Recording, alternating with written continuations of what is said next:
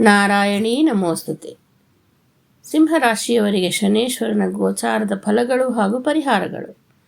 ಇದು ಶನಿ ಮಹಾತ್ಮರು ಸಿಂಹರಾಶಿಯವರಿಗೆ 8ನೇ ಮನೆಯಲ್ಲಿ ಅಷ್ಟಮ ಶನಿಯಾಗಿ ಸಂಚರಿಸುವ ಸಮಯ. ಶನೀಶ್ವರರು ಸಿಂಹರಾಶಿಗೆ 6 ಮತ್ತು 7ನೇ ಭಾವದ ಅಧಿಪತಿಯಾಗಿರುತ್ತಾರೆ. ಇಲ್ಲಿಂದ ಇವರಿಗೆ ಪರಿವರ್ತನೆಯ ದಾರಿಯು ಶುರುವಾಗುತ್ತದೆ. ಈ ಮಾರ್ಗವು ವೈಯಕ್ತಿಕ ಹಾಗೂ ವೃತ್ತಿ ಜೀವನದಲ್ಲಿ ಆಳವಾದಂತಹ ಬದಲಾವಣೆಗಳನ್ನು ತರುವ ಕಾಲ. ಸಂಶೋಧನೆ ಮಾಡುವವರಿಗೆ ಹಾಗೂ ಗುಪ್ತ ವಿದ್ಯೆಗಳನ್ನು ಅಭ್ಯಾಸ ಮಾಡುವವರಿಗೆ ಅನುಕೂಲವಾಗಿರುತ್ತದೆ. ನಿಗೂಢ ವಿಜ್ಞಾನ, ಜ್ಯೋತಿಷ್ಯ ಜ್ಞಾನ ಹಾಗೂ ಅತೀಂದ್ರಿಯ ಜ್ಞಾನವನ್ನು ಶಿಸ್ತು ಹಾಗೂ ನಿಷ್ಠೆಯಿಂದ ಕಲಿಯಲು ತಕ್ಕನಾದ ಸಮಯ. ಬಾಳ ಸಂಗಾತಿಯೊಡನೆ ಜೀವನದಲ್ಲಿ ಎಚ್ಚರಿಕೆಯಿಂದ ಇರಬೇಕು. ಪಾಲುದಾರಿಕೆಯ ವ್ಯವಹಾರಗಳಲ್ಲಿ ಕೂಡ ಒಳ್ಳೆಯ ಸಂಬಂಧವನ್ನು ಇಟ್ಟುಕೊಂಡಿರಬೇಕು. ಗತಕಾಲದ ರಹಸ್ಯಗಳು ಬೆಳಕಿಗೆ ಬಂದು ನಿಮ್ಮ ಜೀವನದಲ್ಲಿ ಮುಜುಗರವನ್ನು ಅನುಭವಿಸಬೇಕಾಗುತ್ತದೆ. ಪ್ರಾಮಾಣಿಕತೆಯಿಂದ ನೈತಿಕ ಮೌಲ್ಯಗಳನ್ನು ಕಾಪಾಡಿಕೊಳ್ಳಬೇಕು. ಇಲ್ಲದಿದ್ದಲ್ಲಿ ವ್ಯಾವಹಾರಿಕವಾಗಿ ದೀರ್ಘಾವಧಿಯ ಬೆಳವಣಿಗೆಗೆ ಕಷ್ಟವಾಗುತ್ತದೆ. ಇಷ್ಟು ದಿನ ರಹಸ್ಯವಾಗಿ ಮಾಡುತ್ತಿದ್ದಂತಹ ಕೆಲಸಗಳಿಗೆ ಕ್ರಮೇಣ ಜಯವು ಸಿಗುತ್ತದೆ. ಪಿತ್ರಾರ್ಜಿತ ಆಸ್ತಿಗಳಿಗೆ ಕಾನೂನಿನ ತೊಡಕಿದ್ದರೆ ವಿಜಯವೂ ಸಿಗುತ್ತದೆ. ಶನಿ ಮಹಾತ್ಮರು ತಾವಿರುವ ರಾಶಿಯಿಂದ ಸಿಂಹರಾಶಿಯ 3, 7 ಮತ್ತು 10ನೇ ಮನೆಯನ್ನು ವೀಕ್ಷಿಸುತ್ತಾರೆ. 3ನೇ ಭಾವದ ದೃಷ್ಟಿಯು 10ನೇ ಭಾವದ ಮೇಲೆ ಬೀರುತ್ತದೆ. ಶಿಸ್ತು ಮತ್ತು ನಿಯತ್ತಿನಿಂದ ನಡೆದುಕೊಂಡರೆ ವೃತ್ತಿ ಹಾಗೂ ವ್ಯವಹಾರದಲ್ಲಿ ಯಶಸ್ಸು ಸಿಗುತ್ತದೆ.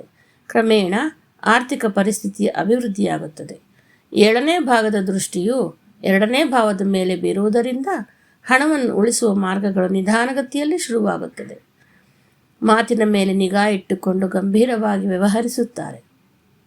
10ನೇ ಭಾವದ ದೃಷ್ಟಿಯು 5ನೇ ಭಾವದ ಮೇಲೆ ಬೀರುವುದರಿಂದ ಪ್ರೀತಿಯ ಸಂಬಂಧಗಳನ್ನು ನಿಷ್ಠೆಯಿಂದ ಕಾಪಾಡಿಕೊಳ್ಳಬೇಕಾಗುತ್ತದೆ. ವಿದ್ಯಾರ್ಥಿಗಳು ಪರಿಶ್ರಮ ಪಟ್ಟರೆ ಒಳ್ಳೆಯ ಯಶಸ್ಸು ಇರುತ್ತದೆ.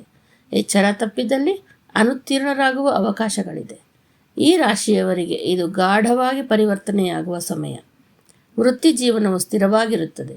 ಹಣಕಾಸಿನ ಸ್ಥಿತಿಯಲ್ಲಿ ಬೆಳವಣಿಗೆಯಾಗುತ್ತದೆ.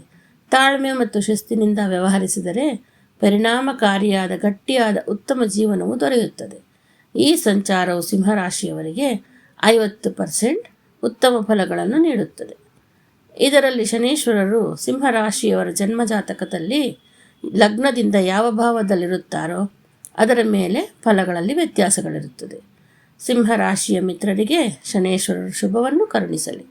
ಪರಿಹಾರ: ನಿಮ್ಮಲ್ಲಿ ಕೆಲಸ ಮಾಡುವವರಿಗೆ ಅಗತ್ಯಕ್ಕೆ ತಕ್ಕಂತಹ ಸಹಾಯ ಹಾಗೂ ಸಹಕಾರ ನೀಡುವುದು.